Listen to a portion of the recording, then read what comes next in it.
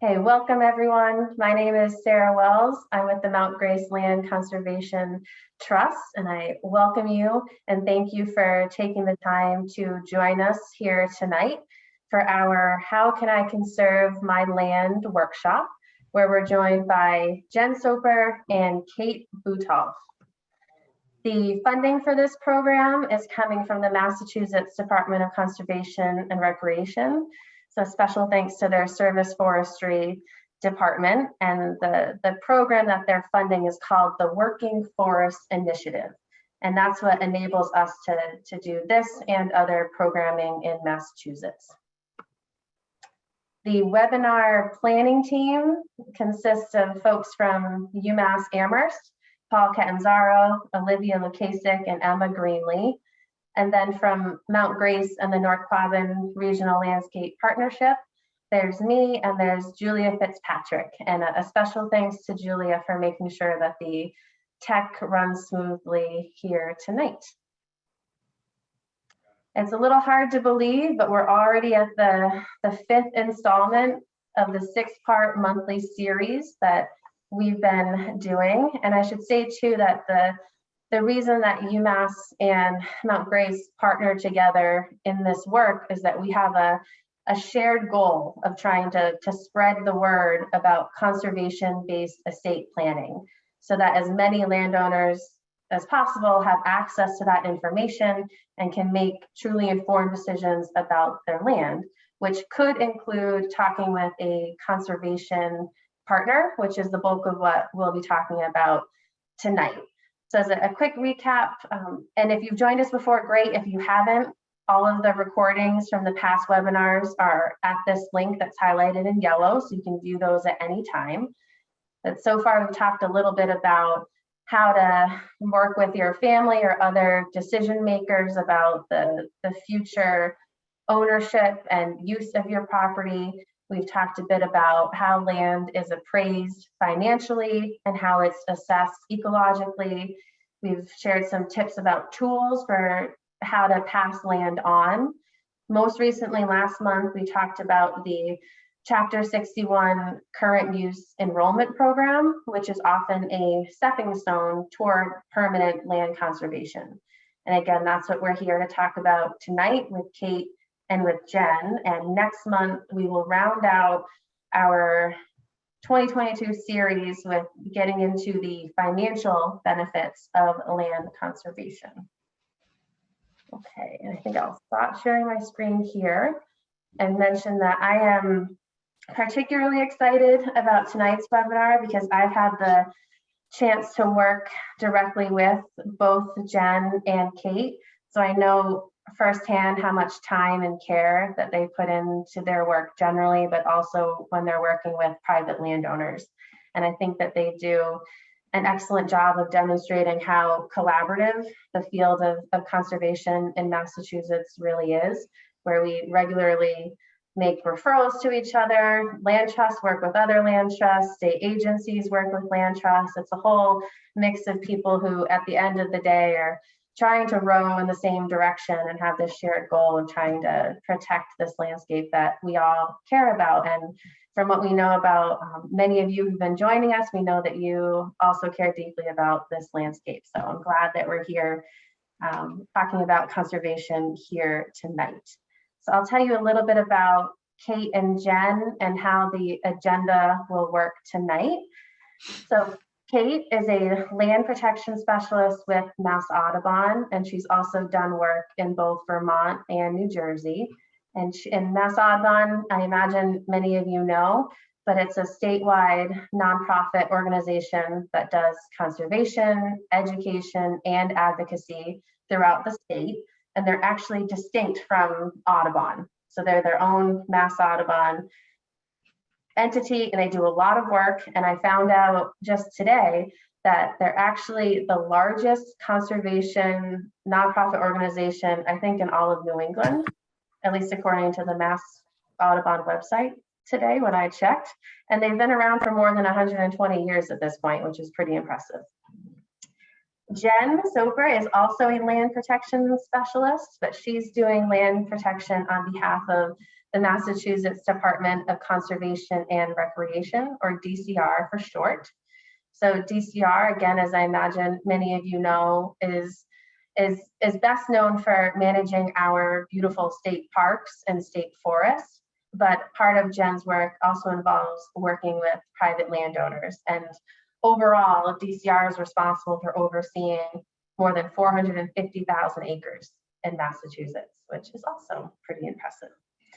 So both Kate and Jen are in the position where they're looking to buy or acquire land outright on behalf of their respective organizations that then might get managed as either wildlife sanctuaries or a state park.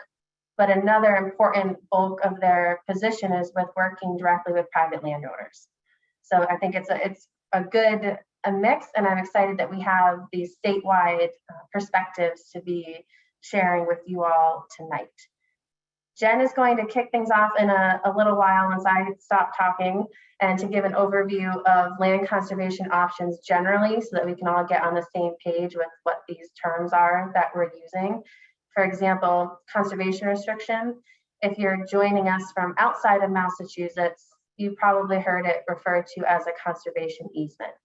They are in fact the same tool. We just happen to call them a conservation restriction in this state. Okay, so a couple other quick notes. One, if you've been tuning into this series, you might recall us referring to this fictional Miller family. We've been tracking their progress across the webinars. And there's a short little cartoon-like video on the Masswoods website that gives background about the Miller family. If you've watched it, great. If you haven't, that's fine. I'll give you the quick pieces now because we'll be talking about it later on in tonight's webinar.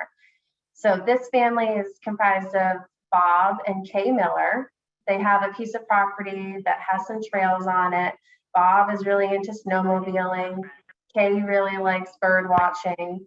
They have 3 kids who they'd like to pass the land on to, and they're at the stage in their life where Bob and Kay are approaching retirement. So they're feeling this pretty serious urgency around putting a plan together and figuring out what happens with the land after they're gone. And they've realized that what they don't want to have happen is to see their land carved up and turned into house lots. So they're thinking that they want to conserve it. So I'll leave it there with the Miller family, and then we'll be talking about them more in a little bit. And then finally, on a logistical note, I just want to reiterate that we'll have some dedicated time after each of the speaking sections where I'll invite people to unmute themselves and ask questions. But outside of that, at any time, you're welcome to use the chat, and I'll be doing my best to keep track of questions as they come up so that we can work through them. And we are going to aim to stop the recorded portion of tonight's webinar a bit before 8 o'clock. So if anyone has questions that they'd rather ask outside of the recording time, that will save some space to do that. And if for whatever reason, if we end up with a backlog of questions that if we didn't get to answer, then we will send out written responses to those in the next week or so via email, so that hopefully we're covering all the bases and answering whatever questions that you all may have, and we look forward to hearing. But first, we actually have a couple of questions for you. So Julia, if you could go ahead and launch the poll, that'd be great. We just have 2 questions tonight. And depending on how it shows up on your screen, you might need to scroll down to see the full list of options. And these are anonymous. So hopefully you'll take a minute to read these and answer them.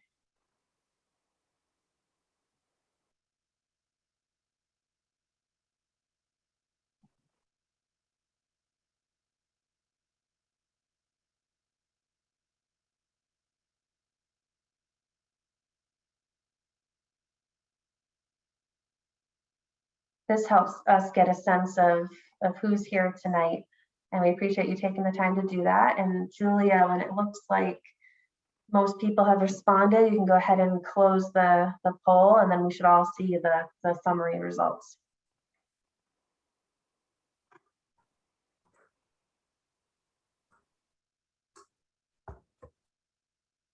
Okay, interesting. So it looks like exactly half of everyone here tonight has spoken to a conservation organization about land protection options before. But a close second, almost 40% have not. So that's an interesting mix tonight. And it looks like many of you would like to hear about conservation restriction. That's great. We'll definitely be talking about that. And I think it's a good sign that about a third of us are not sure which tool we want to learn more about. And we will also be sharing some resources that get into a whole list of options. We have a resource called Protecting Your Legacy that we'll put a link to in the chat. The two that we're going to be talking the most about tonight are the fee acquisition and the conservation restriction. And with that, I will hand it over to the wonderful Jen Soper to give us an overview of conservation options. Well, thank you, the wonderful Sarah Wells. I appreciate that. I used to do many workshops. They were all in person. This is my first presentation of a Zoom workshop, so thank you in advance for your patience. I'm really glad I get to do this with Sarah and Kate and Paul and my new friend Julia. When you're among friends, people you're familiar with, it makes it a lot easier to go through something that's new. Doing land conservation in Massachusetts is not new to me, nor to Kate, and it's something that I think we all cherish very, very much. And I'm very sure that every single person sitting in this workshop tonight cherishes their property and their conservation ethic as well.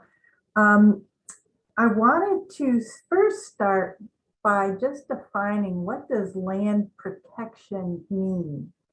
And I know that a lot of people think of land protection as keeping their land in a natural state. I also want to throw out the idea of the possibility of undeveloping your property.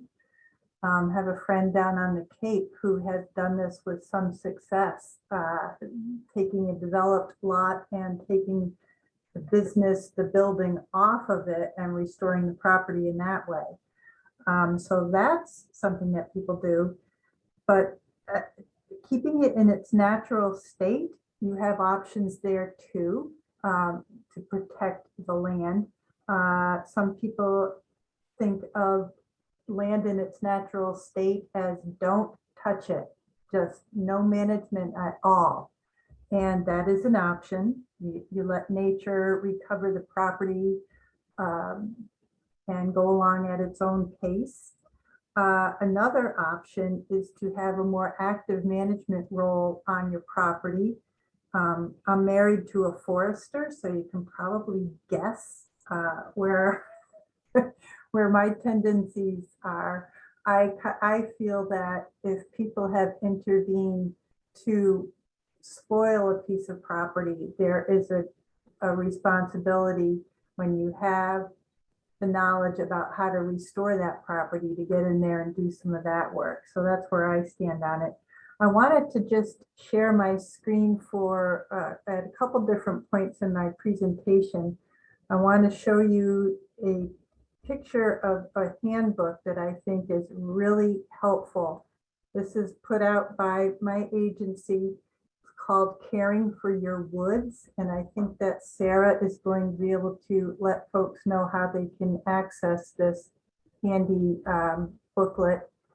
And it basically talks about how to care for your forest. I understand initially I heard somebody talk about having their property under a certain tax protected status. In Massachusetts, it's called Chapter 61, and it means that you are actively protecting your forest land. So that's an option where you can protect your property while you still own it. The focus of tonight's workshop is about, okay, I know what's happening to my property while I own it, but unlike my trees, which live a little bit longer than I do, the land itself will go on and on and on. How do I protect the land in the future? In Massachusetts, we do have a legal tool to protect property. And I like to describe it. What I think is unique about Massachusetts and legal protection of property is that it's protected under state constitutional law. So it's not just the mass general laws, it's not just the jaywalking laws, or it's constitutional law. And how you get your land to be protected in this legal sense, protected in perpetuity, and perpetuity is legal for wicked long time. So how do I get my land so it's legally protected in perpetuity? Is I get this property owned by an entity where the Article 97 clause comes to play. So it means that the land is protected in perpetuity under Article 97 of the Articles of Amendment to the Massachusetts State Constitution. So how do I do that? Well, land that is owned by my agency, Department of Conservation and Recreation, that's one way. Sister agency is Department of Fish and Game, that's another way. Another agency is Department of Agricultural Resources. I always trip up. I always want to call it by its old name because I'm old. These are ways that land can be protected. It can also be protected when a nonprofit such as Mass Audubon or Mount Grace own a conservation restriction. And there'll be more on that before the end of our workshop tonight. So I wanted to talk too about how land is owned. We know that we want to have it owned in such a way that it's protected under the state constitution. We know that, but think about what land ownership is comprised of. Land ownership is a bundle of sticks. So here's my property represented as a handful of pens, my bundle of sticks. Let's see if I hold it right there, maybe it shows up better. So these are all the rights in my property. Right now, my hand is holding everything my property encompasses. It's my land, it's my house, it's the water on it, it's everything. I own this land in fee simple, all this land is mine. There are certain aspects of your property that you can sort of peel off and sell. So if your land sits in New York City, you can sell the air rights. What are the air rights? That's the view. So in New York City, you can sell the view from your property. Boom. Now you own less. You can sell water rights. You can sell mineral rights. You can think of your property as a bundle of sticks. If you own it in fee simple, you own 100% everything in your property. And if you sell away certain rights, you own less. So that's one way to look at land ownership. You can also look at what your rights are in your property. So if I have a piece of property and I own property that is on a long stretch of road, I have one house on that long stretch of road, but I might also have the right to put in 3 more houses if I wanted to. So a thought there is that you could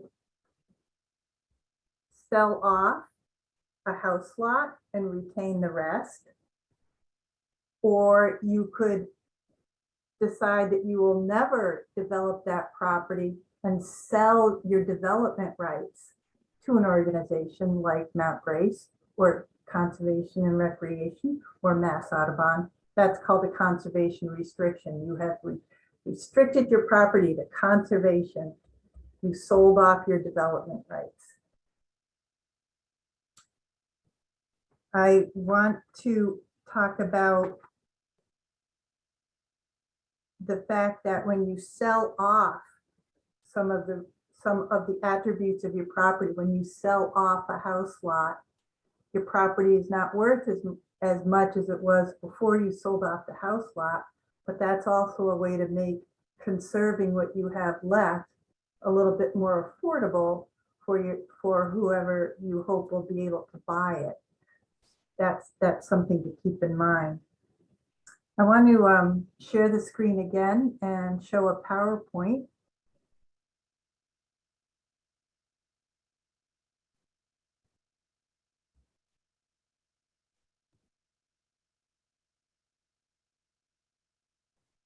I want to talk about how Kate and Sarah and I decided to start working on a particular project together. So here we are trying to figure out how to make conservation affordable, how to divvy up the work, and where do we start? We start at a bakery in Greenfield, at a coffee shop. This is the beginnings of conservation. It starts with birthplace of great ideas, coffee, snack, good people to work with. This is how we move forward. Two nonprofits and a state agency meet on Main Street in Greenfield, and we're off to the races. What Kate and Sarah have been working on for quite some time is a way to protect land in their neck of the woods, which is Warwick, Orange, Royalston, Athol, this area where Mount Grace often works quite a bit. And as you can see in this map, I'm trying to show all of the properties that are already protected. The dark green is my agency, DCR. You can see there's a lot of DCR land. The blue over here is Army Corps, that's federal. We have lots of this kind of purplish color. These are various different nonprofits like Mount Grace. And the pink over here is municipal property. There's a lot, and all the land that is shown in the color here has some kind of protection afforded to it. It is going to be in conservation use for one purpose or another. Maybe it's no touch, no forestry. Maybe forestry is allowed. Some of it's farming, but in any event, it will not be developed. So Kate and Sarah brought a project to mind. They worked on this together, where they collected these properties outlined in purple. And each of these properties represents something that made sense to one agency or organization or another. And I looked at this and I was knocked over. So they ended up finding 12 landowners, 750 acres, and said, Jen, do you want to play? And I was kind of gobsmacked. I thought, how are you going to make this work? How they made it work was to divide up the ownerships and the tasks. So for example, this light green here, these are pieces of property that my sister agency, Department of Fish and Game, they are going to work on. This one area here in red, this is a piece of property that we will buy. Why will DCR buy it? Because we almost completely surround it already. So this is what we describe as an in-holding. So it makes a lot of sense for us.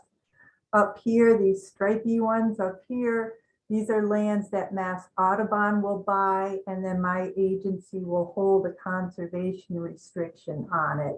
So it will be protected in perpetuity. That's how you get it done. You divide the workload. This is town of Orange. So we have towns that are also participating on this. This project with so many different players, landowners. This is a project that qualifies for state grant funding. So when you have talented people like Sarah and Kate, you can pull this together, make it work.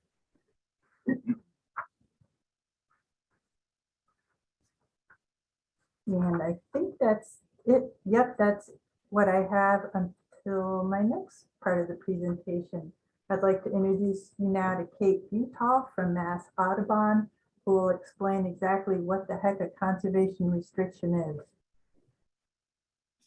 In 10 minutes or less, yes. Hi, everyone. Good evening. So yes, Kate Buttolph with Mass Audubon, and I do land conservation transactions, generally in Western Mass, sometimes in Central Mass. And I've been doing it now for about 20 years, some of it in New Jersey. And I'm going to start just with a little overview of how you get in touch with a land trust. It's true that we did start meeting over coffee, but it's also true that we were approached by a couple of residents of Warwick who were really interested in preserving their land, and they knew neighbors who wanted to have their land protected. And this one particular individual knew that, or he thought that we could get to 500 acres, which was the sort of magic number for getting a big grant from the state of Massachusetts. So we started meeting with two residents of the town of Warwick as well, and going through lists of landowners and maps of where they were and how those properties fit into a bigger picture. And so they approached us and they gave us names of landowners who I then called and said, gee, we're thinking about doing this big project. It'll take a couple of years, but are you interested in conserving your land? And so we started a conversation with those people. Other ways to get into meeting a land trust is go to the website and see what you can identify a person. On our website, you can't identify a person, but you can scroll all the way down to contact us and pick land conservation and say, please call me. And we will. We get those all the time, and we divvy them up and we return the calls and find out what people are interested in doing. You might want to go to one of those great events that Mount Grace has regularly and talk to someone there and just say, gee, I'm interested. Who should I talk to? Could we set up a time to meet? So there's a lot of different ways of getting into land trusts. You can also call people in your town on the town Concom, get referrals, anyone you know who might have a lot of land, who might have already preserved their land. Or you can dig that letter out that I sent you 18 months ago that you saved so carefully because it wasn't the right time, but it is the right time now. And so you whip it out and you call me or send me an email. And that's happened to me. I've sent letters into the blue sky just saying, gee, what are your plans for your land? We'd be interested in talking to you. And sometimes people call. And then we sit down and we have a conversation. So that's when you start, that's when you're meeting with the land trust. So there are a lot of land trusts. I'm going to share my screen too here, hopefully. There are a lot of land trusts, and most of us do similar work. Some of us have different niches that we focus on. Some land trusts do more agriculture, some do more forestry, some do more conservation restrictions, some like to just buy things outright in fee. And then what happens to the land once the land is protected, sometimes the result is different depending on who you're working with. But so when we're having our first discussion, and this is the Miller's property that you might recognize from your prior sessions, they have a big piece of property and they sort of want to know what to do with it. And you've been through some of the things that they think about. And those are all things that I talk about with a person when I start down the path of, so you want to conserve your land, let's see, how you want to go about it and what it is you want to do. I think you've also talked about the family dynamics. So one thing I'm really interested in is knowing whether I'm talking to someone who owns the land and has the authority to dispose of the land and make those decisions. And I always ask if there are children who are interested, because there's no better way to screw up family dynamics than to talk about land and where it's going to end up and preserving it without including everyone in your family. Even if they live in California, they may have some secret idea that they're going to come back and build their dream house on the back 40 of your land. So the Millers have done that already. They've talked to their children. They're going to save 3 lots for their kids. And they've probably talked to a financial advisor and a lawyer, and they have a will. And so they sort of know what they're doing in terms of preserving their land. So then we embark on this process of doing a conservation restriction. That's what I'm going to focus on. And their property, if I scroll down, you can see is surrounded by protected land, which is pretty interesting. And it's got a lot of conservation values. It also has a lot of water on it, which is sort of interesting from a development perspective.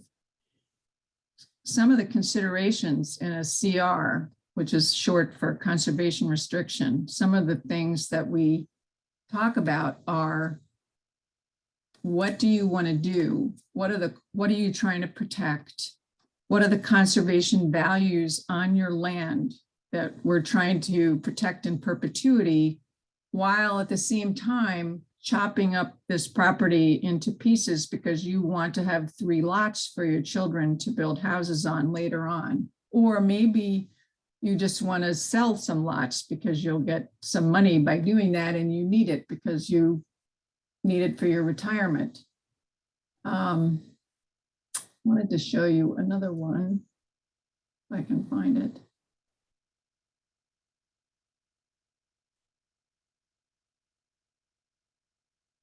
The black bar is blocking. Here we go. So this is a deal that Mass Audubon worked on several years ago, which involved preserving a farm. And it was about 250 acres. And again, it was the retirement income for the farmers who'd been there for years.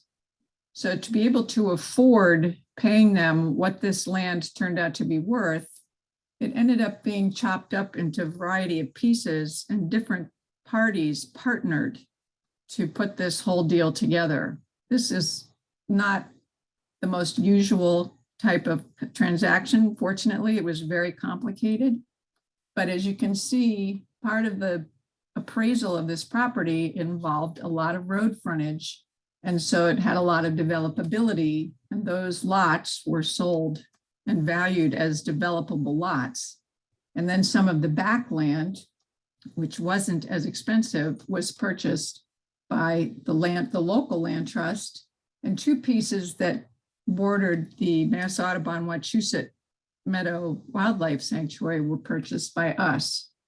And then the farm itself was put under an agricultural restriction, which made it much more affordable for the young farmers that decided that they would buy it. Just another example that's not so complicated. This gentleman owns I think it's about 30 acres. He does some farming and some woodlot stuff. His house is tucked in here, and he wanted to put a CR on the whole thing. You can see he's surrounded by Mass Audubon. So he ended up just putting a conservation restriction on that, most of his property, and he carved out an exception for his house. And that's not covered by the conservation restriction. So there are lots of things to think about and talk about when you're talking about a conservation restriction on your property. That bundle of sticks, you're giving up, the main stick that you're giving up with this conservation restriction is the ability to chop it up and build more houses, do more development. There's also some other restrictions that have to do with your activities on the property. Your forestry is going to be under a forestry management plan. You can still do agriculture, but we like to do it with an agriculture plan, especially if you're protecting streams and water bodies. We have to talk about hunting and public access and motor vehicles. Those are all things that you talk about or think about when you're putting a conservation restriction on your property. Let's see. So I'm focused pretty much on your selling a conservation restriction on your property. You can also donate a conservation restriction on your property. And a donation of a conservation restriction is more usual when you are not, when you're just doing something privately, you want to protect your 40 acres from future development in perpetuity. You're not necessarily near a state park, but you are in an area that's rural and there's good connectivity and there are good conservation values on the property. It's very difficult to pay for a conservation restriction on land which is going to remain completely private. There's never going to be any public access. The money that we use to buy conservation restrictions generally is public dollars, state funds, or private foundations who give money in order to provide trail access on some lovely piece of woods, things, and people who make donations. So they give money to do that, but there's also a desire to have something in return. And a lot of times that's a trail. If it's on private land, you can restrict it in terms of time, daytime, place. So if you live there, it's not near your home, things of that nature. And if some pieces of property don't lend themselves to public access, so it's kind of off the table, but there should be other things instead of public access, like maintaining the rural character of the town, protecting water quality. There may be some well water on your property, or there may be a stream that's part of a watershed, public watershed. So there are lots of different qualities to your land, which we review and talk about, and we try to find out what it is you're trying to achieve by preserving your land. It sounds very simple to just say you just want to keep it the way it is, but you also want to, if you have your house there, you want to live there and you want to go in the woods, and you might use wood for firewood instead of something else. Or you might be thinking about putting up solar panels for future energy use. So there's lots of things like that, which we try to put into this document. Back to the process, it can take a good year to a year and a half to do one of these, depending. Sometimes funding sources will affect the timing because they have different application deadlines and when you need to spend the money by. If you are interested in getting a Massachusetts conservation land tax credit, that program is sort of obligated out to 2024. So then you'd be waiting until 2024 to close on a conservation restriction. It's a great program, and hopefully they'll up the limit of money that they give to people, but it does give you a check. When you donate value, you donate, if your conservation restriction is worth $90,000 and you donate, and you only take $30,000 of compensation, you've donated $60,000. And so you can get a check for half of that from the state when you do that. And you're going to hear all about funding at your next session. So I'm not going to go into the gory details because there are a lot of gory details. There's also a federal tax credit, which you'll hear about, I hope, too. So timing can be long, so it's a process. You want to get that document to be just right. There's costs involved in doing this. It's just like any real estate transaction, appraisals, possibly a survey, depending on what you're trying to protect and if you need to know the exact boundaries. And then there's actual documents. So I'm going to just share that with you. It's quite the document. Oops, there. Can you see that? Tell me it's open. Yep, that looks good. Okay, good, thank you. So this is a huge, long document, but the main bits that we need to worry about are at the beginning. I personally find it really difficult to look at text on the screen, so I'm just going to sort of tell you a little bit about how this works. I've tried to blow up the text a little bit so you can see it, but it is online. It's very easy to find in the state website for conservation restriction model. Basically, you start off by trying to identify what it is you're protecting, your conservation values. Very important section of a conservation restriction is to outline what it is you're protecting. Are you doing open space, soil, wildlife habitat, public access, biodiversity? You looked at that on the Miller's land. They have biomap 2. Water quality, wetlands, an indigenous cultural landscape, working farm, all sorts of stuff like that. So we look at a lot of maps and we look at the land. We definitely walk on the land and try to put down specifically what we're protecting with this conservation restriction. And that's really important for when we get to this section on your reserved rights, because there's lots of things you can still do on your land, but you still want to protect those conservation values when you do them. So you're not going to start a dumping ground for the neighborhood's abandoned cars, for instance, and throw them into the stream or down into the ravine, because that will impact negatively the conservation values you're trying to protect. Before you get to reserve rights, you have prohibited things, and that's why it's called a restriction. You are restricted from doing things. Most of these things are things you probably wouldn't do because you love your land. You probably are not disposing dump, refuse, garbage, things of that nature. You're probably not just clear cutting things. You may even know what some of the endangered species or special plants are on your property. You want to do things that you can't do things that spoil the water. We prefer that you not introduce more invasive species into the world. Motor vehicles are generally not something we want to see on protected land. There are exceptions. Sometimes people need vehicles to get around a big property.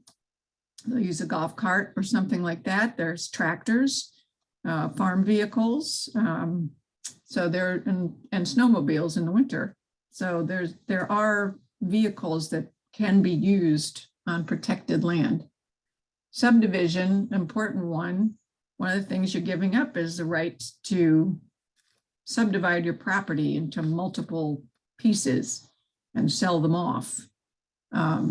And that's part of the value of what you're doing. So that if you were selling a conservation restriction, you're giving up your 1,000 feet of road frontage, which can be turned into 4 buildable lots, for instance. So that's a very quick view of what's prohibited. And then you get into the reserve rights. And this is something I work on for a long time with people, going through this in great detail, because you really want to get it right. Because this document is recorded. And as Jen said, this is in perpetuity, which is a very long time, and we won't be here. When perpetuity rolls around, it'll be somebody else. And they need to, first of all, understand what we were doing. And then this document has to be a little bit elastic so that it can deal with future things we don't even know about. So there are a lot of reserve rights, things like composting and dealing with vegetation, keeping fields open, doing forestry, doing agriculture, having indigenous people come to your land, depending on where it is. You may want to allow people to come and have ceremonies or pick some particular plant that's important to them. Archaeological investigations, trails, you might want to have trails, signs. A lot of us, when we do big conservation projects and we're funded by different state grants or private foundations, they like to see a little acknowledgement on a sign by the trailhead, for instance. So that's going to be popping up in Warwick. So yeah, that's pretty much the sum of it. I think you can get glazed over pretty quickly looking at this on a screen. So I'm not going to share this anymore. We'll send you a link. It's tough to look at text on a Zoom link, but believe me, it's worth taking a look at, and it is worth sitting. If you're interested in preserving your land, it's really worth sitting down with somebody in a land trust and going through it and getting your questions answered. So that's, I think, it from me for now for conservation restrictions. I'm sure there'll be questions. Thank you, Kate. There are a number of questions, but in the interest of time, I'm just going to pick one and then we'll come back to the others after Jen's had a chance to do her presentation too. So Kate, can you distinguish between the idea of putting your land in a trust versus working with a land trust? Yes. So if you're putting your land into a trust, that is a legal construct where your land is in a legal entity known as a trust. My house is in a trust. Thanks to COVID, we made all these plans in case we decided to kick off early.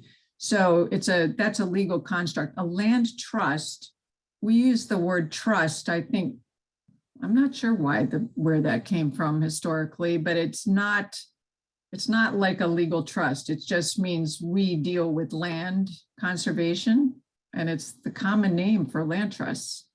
But it doesn't mean that we're putting your land into a trust per se, a legal trust. I hope that's. Thank you, Kate. Yeah, I think it can be confusing because we use trust in different contexts. Yeah. Okay, so there are some other really good questions in there, but we're going to move to Jen to hear the perspective from a state agency, and then we'll come back to questions. Thanks again, Kate. Hi, I'm back.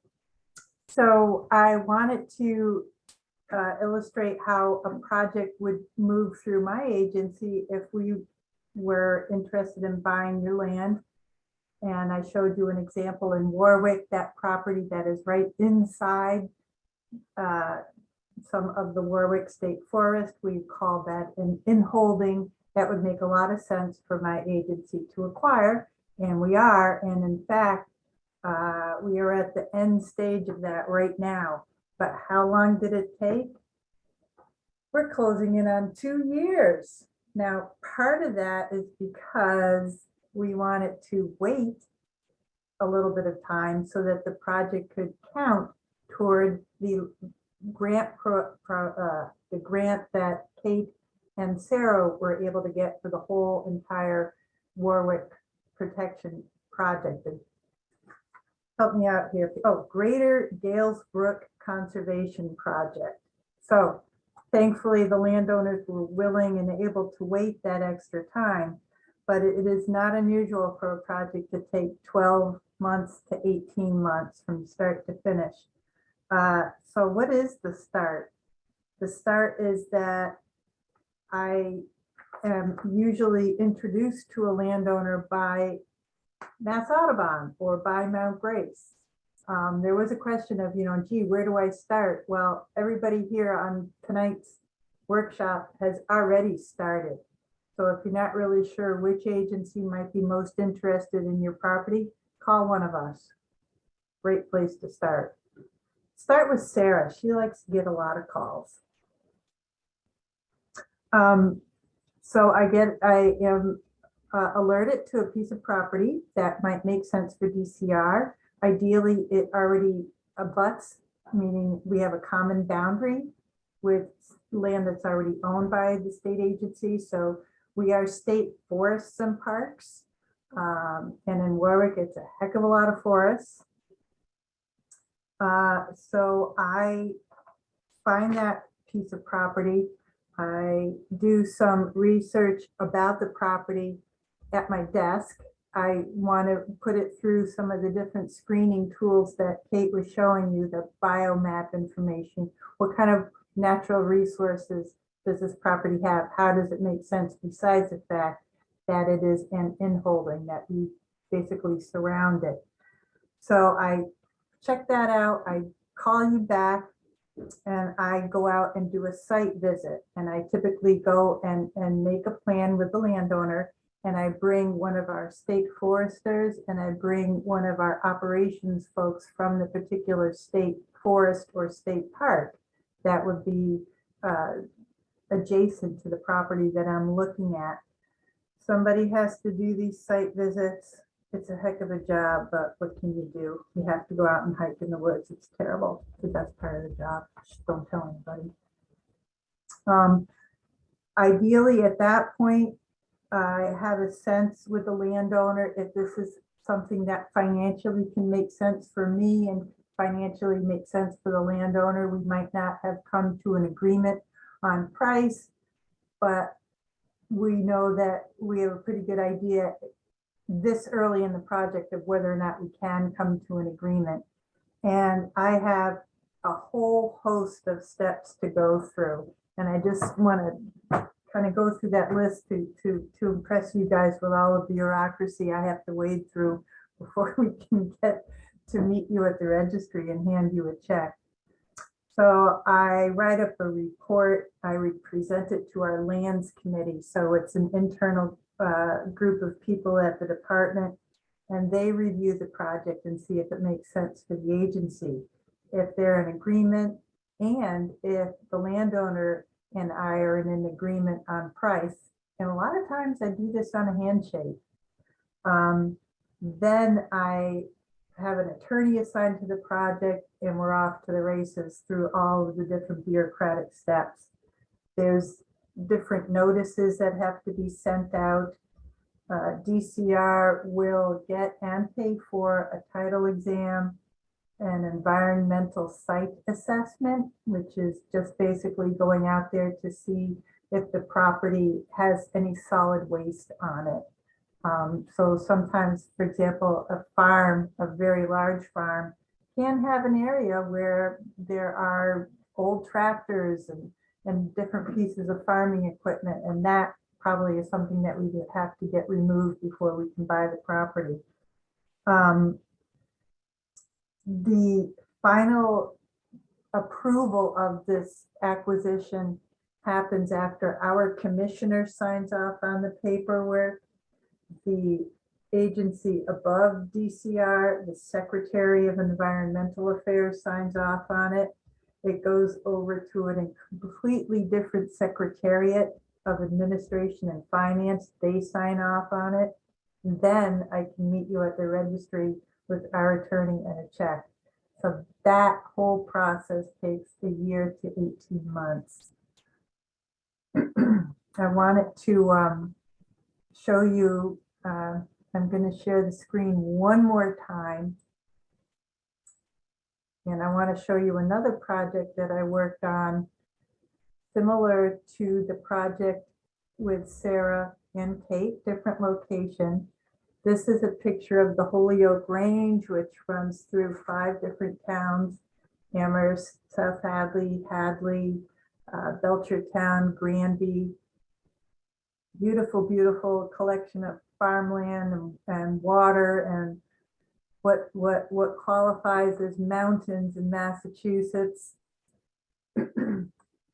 So in 2013, this is another project where we had to work with a lot of different landowners and 3 different state agencies, a town, and a land trust. So there was many, many partners on this.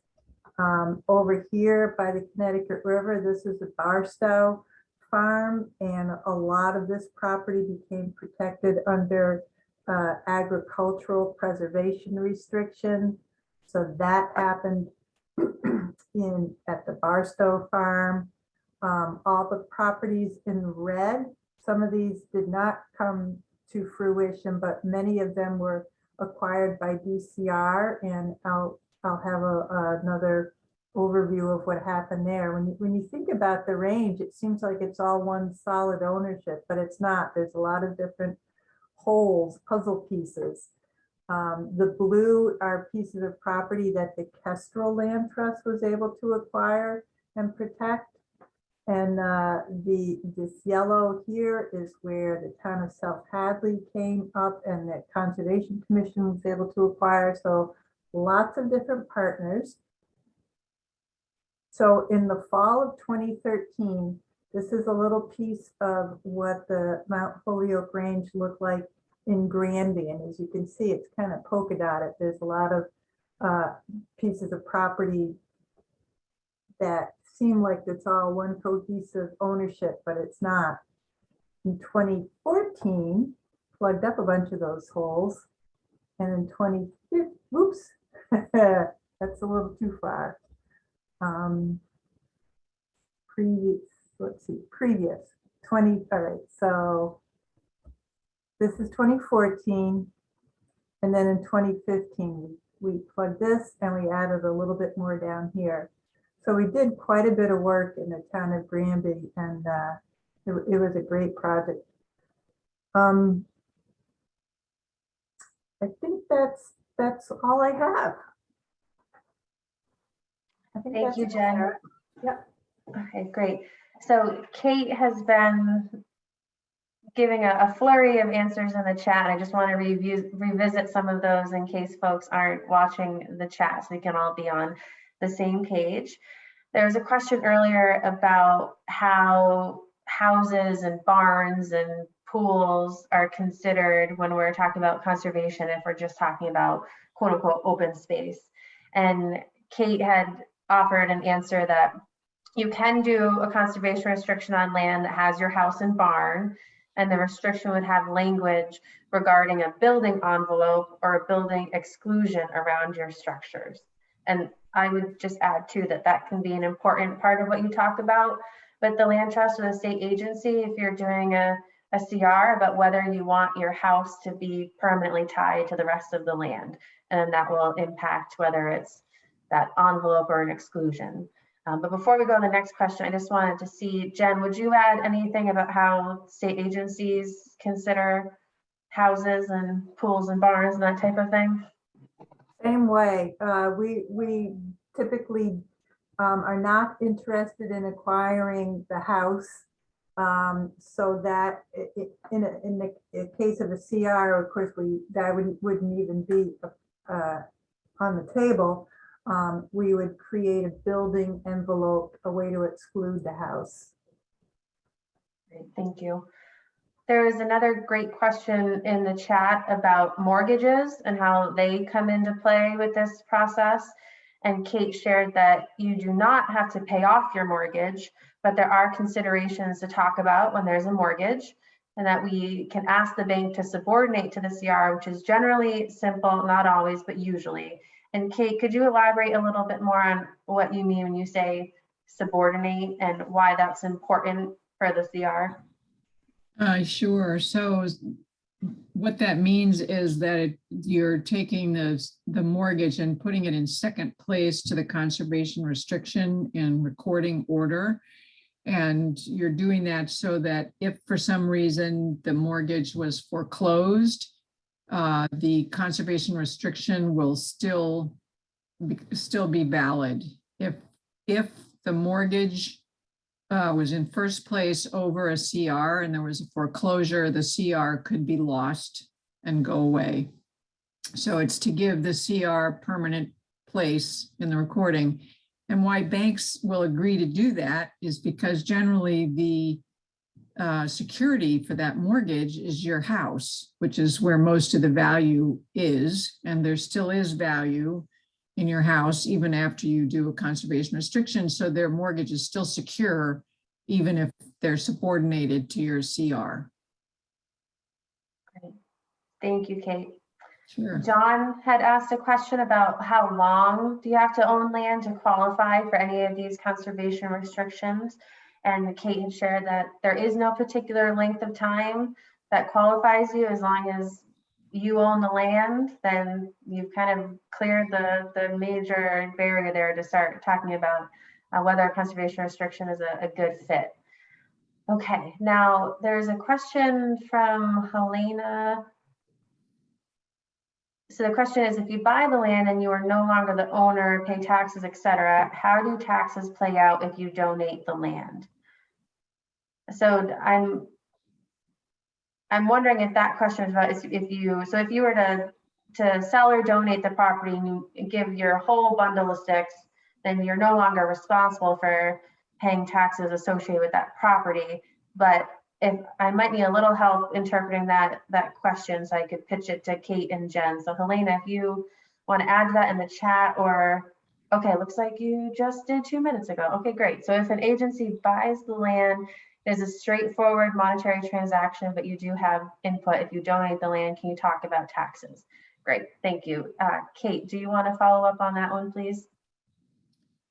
If you donate the land to a land trust or to DCR, then you don't own it anymore. And as of the date of the closing, you adjust the real estate taxes, if that's what we're talking about, and then you're no longer responsible for the taxes. And if Mass Audubon takes title to property, we generally put it into nonprofit status, which means we do not pay any real estate taxes to the town for that property, which is sometimes an issue.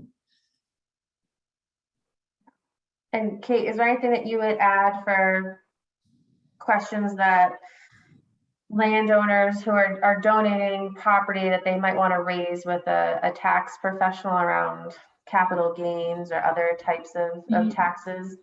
If you, and I'm not a tax lawyer, we'll just say that now, but I do know that if you donate a conservation restriction, or if you donate your land, or even a piece of the value of the land, you can take a big tax deduction. With a conservation restriction donation, you can have a tax deduction that spreads out over 15 years and goes totally, it's not limited to 15% of adjusted gross income.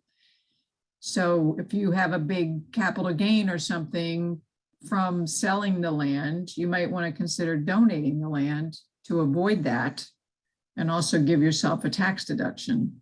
And sometimes there's a sweet spot. So you sell it for a certain amount and donate the rest and come out even tax-wise. But that's, you need a CPA, a financial advisor, to help you with that. Right. Thank you, Kate. And we will talk about some of those concepts a little more in our April 14th webinar, if that's the direction that Helena, you were starting to ask about. So Jen, question for you from Clark. So when DCR buys land, how are you deciding how to designate that land, whether it's state forest, state park, or something else?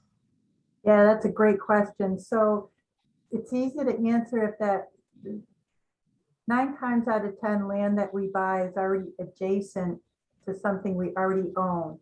So it's typically a state forest. In Warwick, it would be a forest. We did have a project 2 years ago on the Cape where it was a piece of property not adjacent to anything else we own.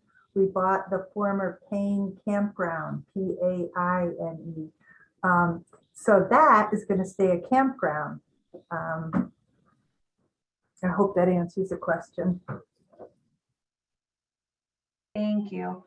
So I think that I'm caught up in the chat, but if I missed a question, or if you have one that you'd like to unmute and ask, now would be a great time to do that. I do see another tax question here. Okay, looks like that. Thank you. That just came in. So the question, our town is dominated by watershed, state forests, and nature conservancy property. Our tax base has been devastated. Are there ways for me to donate the land while ensuring that the taxes will be paid in perpetuity? So not that I'm aware of. So once you donate land to a nonprofit or to the state, then the taxes are no longer due on the property. But there are supposedly pilot programs where the state pays towns for land such as that they buy. So they pay an equivalent to the taxes to help make up for that. And Mass Audubon has taken it in our advocacy folks are trying to make sure that that happens on a regular basis and that some of those payments are increased, because we feel strongly, especially in Western Mass, that all this forest out here is doing a lot of good service for the entire state, and it deserves to get a little compensation. It's, you know, the highest and best use is always development, but in our current situation on the planet, a lot of good use is being made of these trees.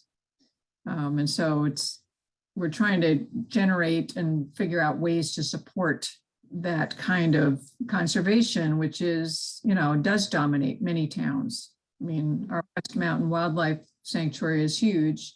In Plainfield, it's a big chunk of the town. So I don't know that there's not necessarily a way for you can donate money to your town if you want to carry on supporting the town, but the taxes will go away on that property. And I would also just add that Mount Grace is a much smaller organization than Mass Audubon. And so the property acreage and the assessments it's a much smaller amount of money, but we have been able to elect to continue to pay property taxes at the Chapter 61 rate, because we see for us and where we're situated in the state, it's an important way to demonstrate that we're kind of part of the community and we understand the fiscal realities of the towns, which I know Mass Audubon, certainly does as well. So I think it's a good question that you could ask of the land trust that you're working with. If you were to donate a conservation restriction and keep owning the property, you would still be responsible for paying property taxes, but it's generally at the Chapter 61 reduced rate. So most of the time when we're doing these conservation restriction projects, one of the selling points is that there is no change, there's no loss in tax revenue collected by the town. Jen, would you add anything to that? Just that the state also, the payment in lieu of taxes, the pilot payments are supposed to be essentially the equivalent of the Chapter 61 valuation. But as has been pointed out, pilot payments are not always at that reduced Chapter 61 level, and they are not always consistent. So yes, there are pending bills right now that would hopefully correct that situation.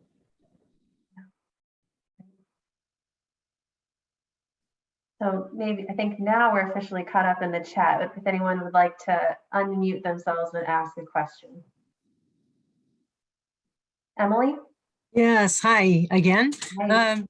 Hi. We had met with Vanessa Johnson from Greenbelt well over a year ago, and she sort of guesstimated, I'm not sure if she guesstimated what a gut feeling of the property, the CR value. I didn't know if, given the economic decline, if any of you has a sense that there's a big reduction in that since that time, or, I mean, there would be a big reduction. No, Yeah. I do not think there has been a reduction in real estate values. And guess what? We know, Vanessa. See, we're just tight all across the state. No, the conservation restriction value, not the property value. Well, it's based on the property value. Oh, okay. Yeah, All right. so if anything, I think COVID has actually resulted in an increase in property value, especially in areas that are not as developed, because there's been additional pressure as people want to get out of crowded areas and move to less populated areas. Mm-hmm. Okay. And also just a little clarification, with a conservation restriction, you can gear it so there's a lump sum of, a lump amount that you're given. Is that right? plus the tax credit over a several year period. But with what you said, there'd be, we're looking at 2024 at the first dates where you would even see any benefit of that. Yes, Kate, do you want I'm not to sure what tangle that? the 10-year thing you're talking about is. The Massachusetts Land Conservation Tax Credit Program is booking out now in 2024. So if Right, you want okay. to conserve your land and use that program, we could work on a conservation restriction and get everything all ready to go, but you wouldn't be able to actually donate your CR until 2024, the year that they have the funding for you. Okay, so we wouldn't see any monies coming in on any of it until at least 2024. Is that right? Right, and actually Okay, that works. You donate your CR in 2024, so that's the year of your donation, so that the credit is in 2025 when you're filing your income tax return for 2024. You're going to say, oh, I have a tax credit because in 2024 I donated a conservation restriction, so the money comes the following year. and it's in the form of a tax credit. It's not a check from. It's a check. No, Oh, it's it is a check.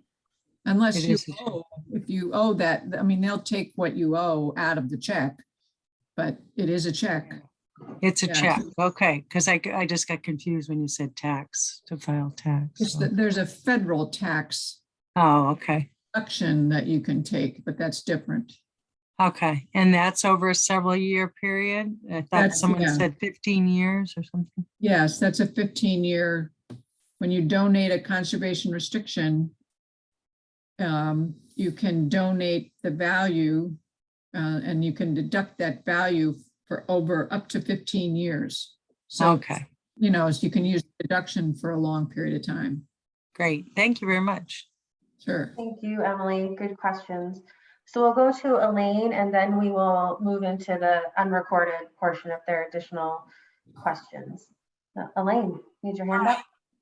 Hi, can you hear me? Yes. I put up a question and I don't remember if I heard the answer. Eminent domain, where does that Oh, yes. play in with the CR? Yes, thank you, Elaine. That was in there. So the question is, so if there's a CR in place, how does eminent domain play into it? And let's see. Jen, do you want to start with that one?